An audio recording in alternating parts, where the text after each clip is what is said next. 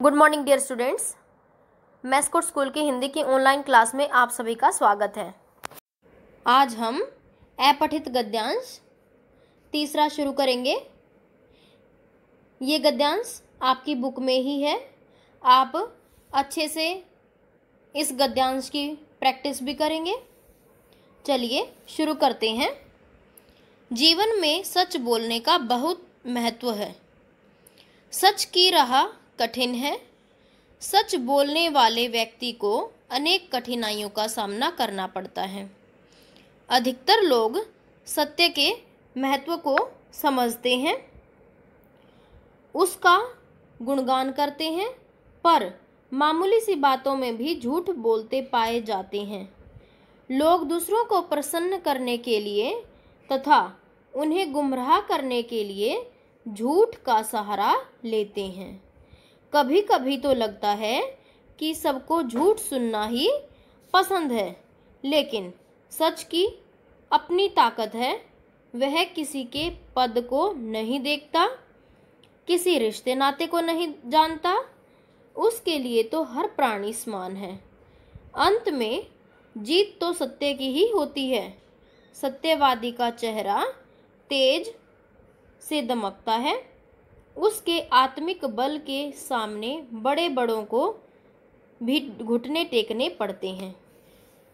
तो इस गद्यांश से आपको क्या समझ आया कि हमें सच की राह पर चलना चाहिए, और गद्यांश को अच्छे से समझने के लिए हमें उसको 2-3 बार रीड करना चाहिए।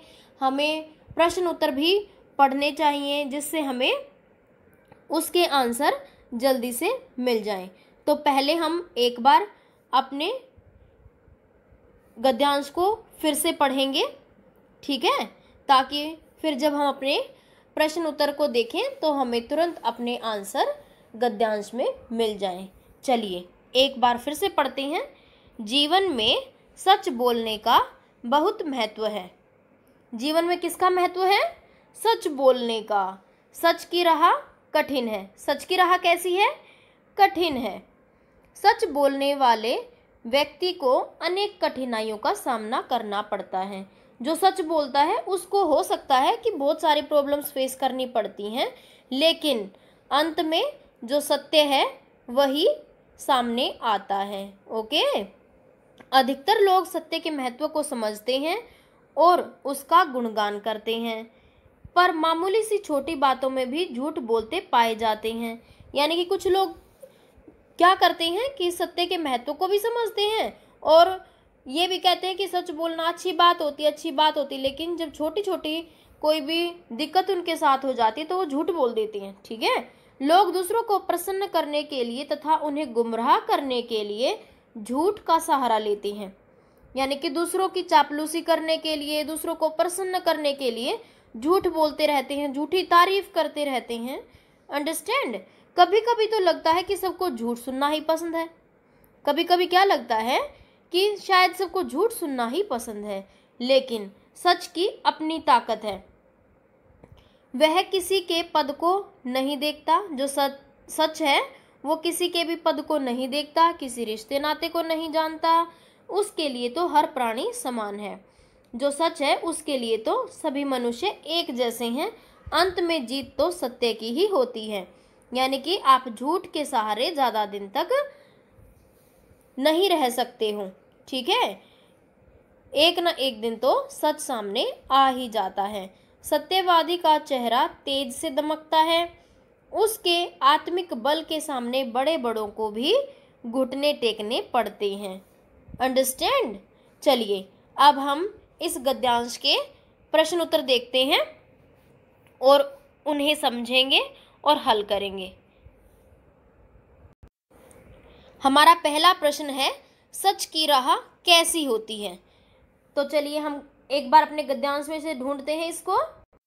आप यहाँ गद्यांश में देखेंगे, सच की राह कठिन है। सच की राह कैसी है? कठिन है। तो आपको बिल्कुल उसी प्रश्न में जवाब देना होता है जिसमें आपसे पूछा गया है।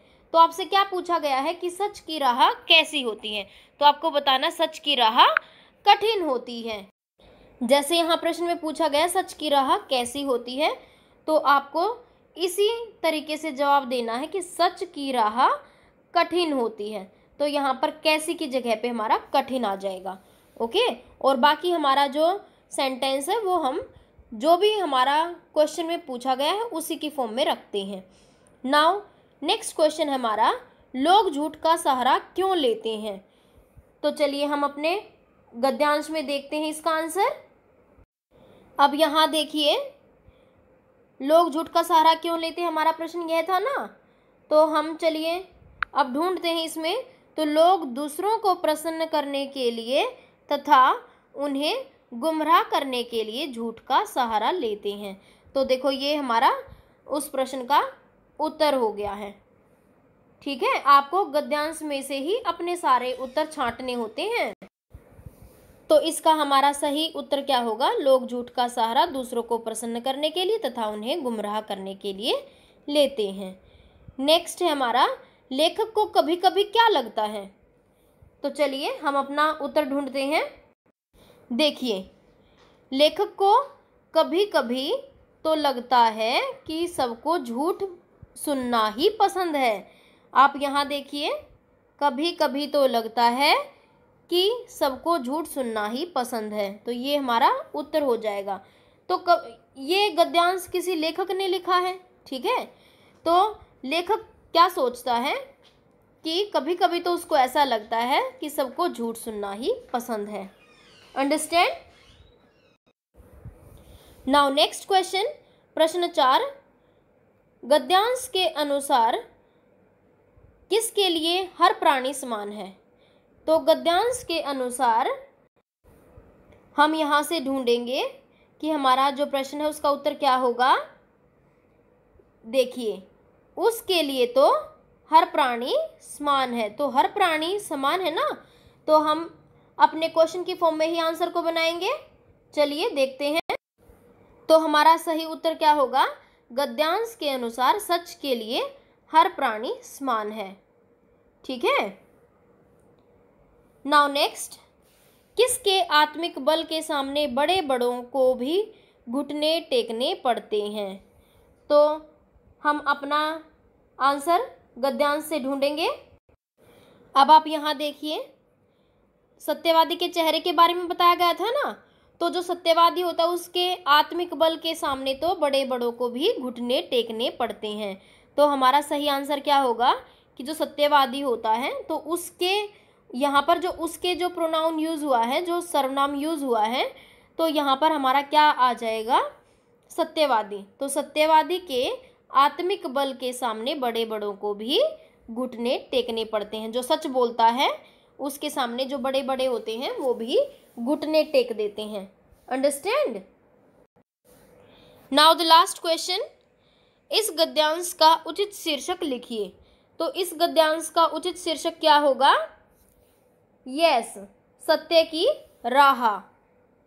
ठीक है, आशा करती हूँ आप सभी को यह गद्यांश अच्छे से समझ आया होगा।